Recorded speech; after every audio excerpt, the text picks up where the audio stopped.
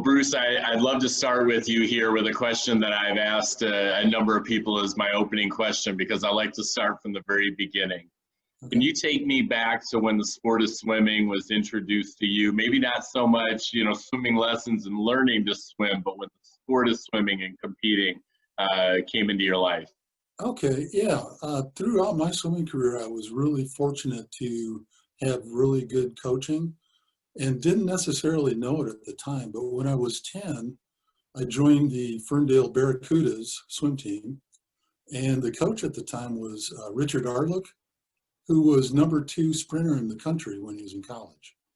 So he would work us out sprintings and wasn't really impressed with me at first. My nickname was Potato Sack. And I started off with one of the big baggy swimsuits and just gradually went to some meets and picked up a lot of participant ribbons. So that was my introduction. He would work us out maybe a mile a day, and if we were going slow, he'd throw a volleyball at us, get us to speed up. So that was my introduction. You were a state record holder at 14, and one of the things that I like to learn about is kind of those moments that maybe there was a click, that I'm going to do this. And I imagine that might have happened sometime before you were the fastest 14-year-old boy in the history of the state of Michigan. Can you remember back to a point where, whether it was a race or a meet or a season or just kind of an experience that maybe that light bulb went off for you, that you wanted to be a dedicated person to the sport? Well, I just loved swimming. As soon as I got into it, I loved it. I always wanted to swim. I'd swim every spare moment I could. And, thinking back on it, John Wick made pool time available for me when I was at Ferndale. And even at Seaholm during the summers, anytime I needed to swim, John was there. He was running practices all over the place.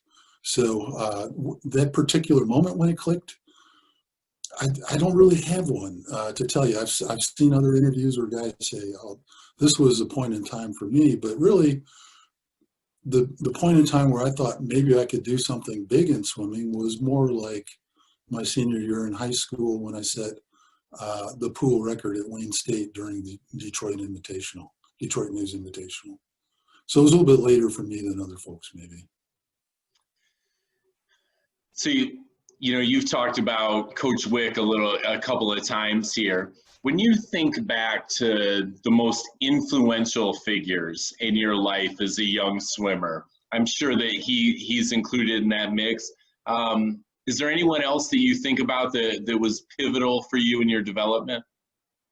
I had very good coaching. I just got so lucky. Maybe there was just a lot of it in the Detroit area, but Dick Arlick when I was a very little kid, and John Wick, and there was Denny Hill. Denny Hill was a coach at Ferndale for the year before I got there, and I was in junior high, and he said, "Come on over and practice with us."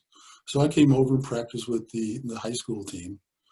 And, John Wick, of course, and Mike Hike, and just so many coaches that were good coaches. I was just very fortunate.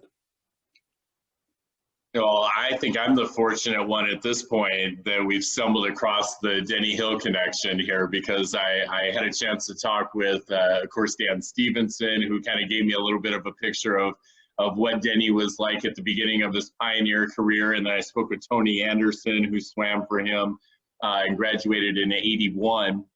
And even then, Denny was about a decade into his time at Pioneer.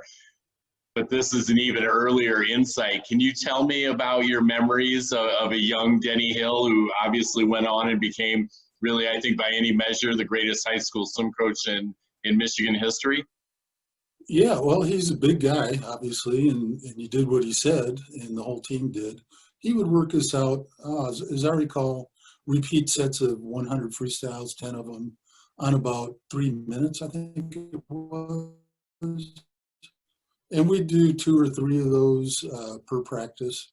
And he would give some stroke instruction at the same time. Just a very nice guy. but a good coach, he definitely coached you and expected you to do your stuff. For sure. So now, obviously in the results I've picked up that you went to Seaholm, right? In high school. So was there a move there? At what point do you transition to the Seaholm school district? Right. When I was a freshman, I was a freshman at Ferndale High School, competed on their varsity team my 9th grade. Let's see, I placed at state meet. I forget exactly what. I think it was 4th place in the 50 as a freshman. And then we moved to the Birmingham area and moved into the Seaholm school district. And the next 3 years I competed for Seaholm. What motivated that move? Was that about trying to get you in a more competitive environment? What motivated that move? You'd have to ask my dad, and he's passed on. So I really don't know. The benefit of it to my sister and I was that we were in a school district that really highly valued swimming. The Ferndale school district was more football, baseball, track, that kind of thing. And I've read, looking back through my scrapbook, I've read articles about how the Coach Gerard, who took over after Denny Hill left, and who was my coach in 9th grade, kind of lamented that fact. So when we moved to the Birmingham area, it was completely different, much more emphasis on swimming as a sport. Obviously, I would imagine the depth within that program was much greater. And, I'm curious, was that at all a culture shock for you to step into I've already interviewed some Seaholm swimmers like Peter Adams, who had preceded you about 8 years earlier. And they were a well-established program at that point. And of course, the Groves program was also highly successful. So there's a lot of great swimming going on in the Birmingham area at that time. How was that adjustment to a program that was a bit more successful? It was a nice move. It meant less driving. When I was at Ferndale, John Wake invited me to come over in the springtime in the mornings to swim with him, even before school opened up there. So Mike Bernstein was another fellow he invited over to swim with them. And we would swim in the morning and get the benefit of John's tips with, freestyle. For me, it was like every length, every repeat I did, he'd like say, do it this way, you're doing it that way, no, do it this way. And he was just on me all the time, but he always had, the pool availability and the coaching. He was a very inspirational guy. Well, I think coaching is like parenting. The bigger issue is probably if they're not talking to you, right? When you're not getting the attention, sometimes that's a bigger issue than when you are getting that degree of attention. Yeah.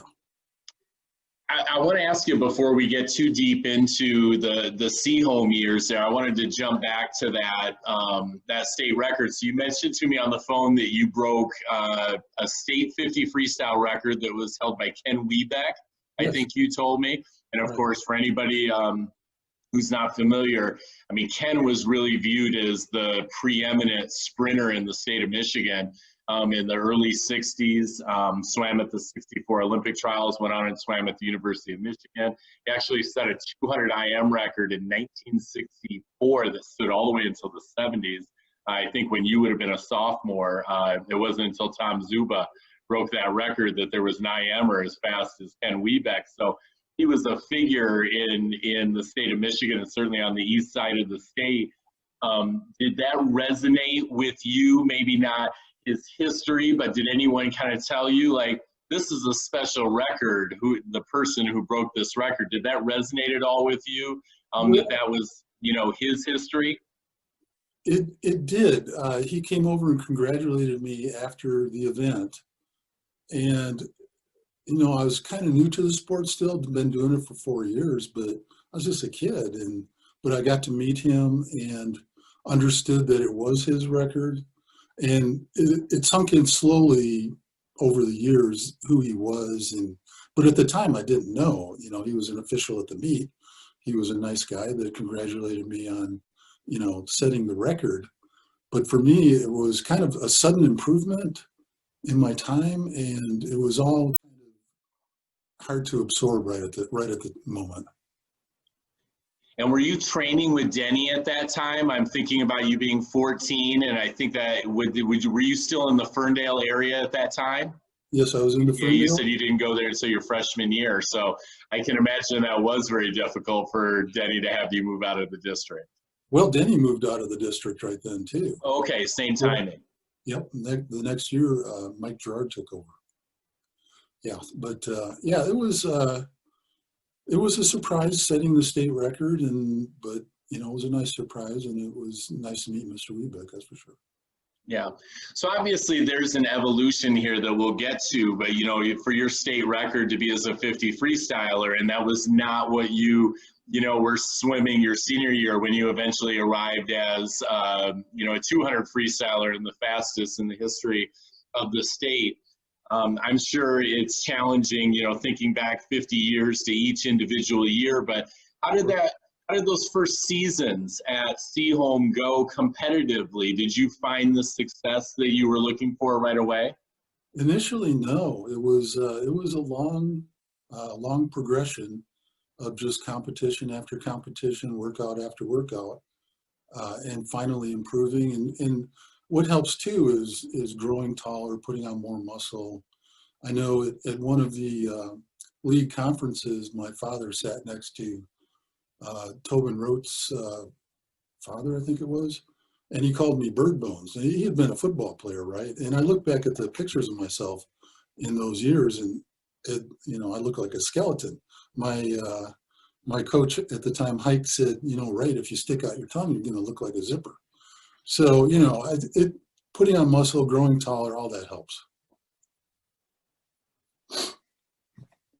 Certainly. So I'm actually just kind of scrolling through those state meet results, you know, as we're talking here. So I see you took 4th place in the 50 that first year, but maybe a little bit lower in your other races. As you were getting going, did you kind of identify with a sprinter's mentality as a young guy? Were you kind of averse to the longer races? How did you feel about the longer races, you know, as opposed to being more of a drop dead kind of sprint guy? Yeah, I was never really drop dead. I had good freestyle in all the events, and it just kept getting better and better until finally my senior year. I think I had like a 3:53 best time in the 400, which after all the rankings were done that year, I think it still held up to 2nd in the state, and I didn't swim that at state meet. So I had, you know, good freestyle in every event. Now, don't get mad at me for asking here, but I'm noticing in the 100 freestyle, there is a sophomore. You took 22nd out of 22 guys and went 53 point. Now, we're going to go talk about much faster times here in 2 years. Did anything go wrong in that race, or was that just kind of where you were at that time in the 100? Yeah, no, that was, I was a victim of the Matt Mann Pool trap. It's very dark. You need to know that place like the back of your hand. So I went into, I think it was my 3rd turn, and almost broke my foot doing the turn, just hit the wall really hard, and just said, okay, that's it. I mean, I came out with half a push off on the last turn, and it was over. So yeah, I came in fairly low on that, not quite last, but almost last. So when time came for the next big meet at the Big Tens, or not Big Tens, but actually at the Big Tens too, but senior year, I went back to the pool, Matt Mann Pool, several weekends just to get a much better grip on how to swim there. I'm sure. Tell me about yourself physically at that time. Roughly, if you remember, how tall were you, and from a weight perspective, how would you describe yourself physically as a high schooler? Well, when I swam that senior year, I was about 183 pounds and 6'3". So I was pretty lean, not a lot of body fat. And I was big for myself at that time. So you can imagine how skinny I was before that. Uh, Did you do any club swimming or anything kind of outside the high school setting in the summers? And what was training like for you at that time? Absolutely. I worked out whenever I could. So when people took their time off, my time off was swimming, at 2,000 yards. I always kept my finger in it. I never completely stopped. And I would do extra things. I didn't start lifting weights till I was in my junior year, but I always did a lot of sit-ups extra. So every day I'd be doing like 300 to 500 sit-ups. So obviously you're a guy that had potentially, swum in 4 or 5 championship finals by the time you had finished your junior year, but obviously never won one. I'm curious, how hungry were you to win? Was that something that you were really thinking about? Were you more focused on time and just improving, or were you somebody that really was hungry to kind of get over the top? I was very disappointed in my junior year. I got sick right before state meet. So I was just tremendously disappointed. But yeah, I definitely wanted to win. When you think about the placement of record boards in the swimming pools, they always put them at the end of the pool, and the guys get to look at them every other length on their kicks. And everybody's got those record boards memorized. So that's what you're shooting for. Everybody's shooting for that. Had you broken Seaholm school records prior to your senior year? I don't think I had a lot of records. My senior year, I set a record, either a school or pool record in every meet. Well, almost, was it every meet? Almost every meet. I'm pretty sure it was every meet. But before that, not a lot, I don't think.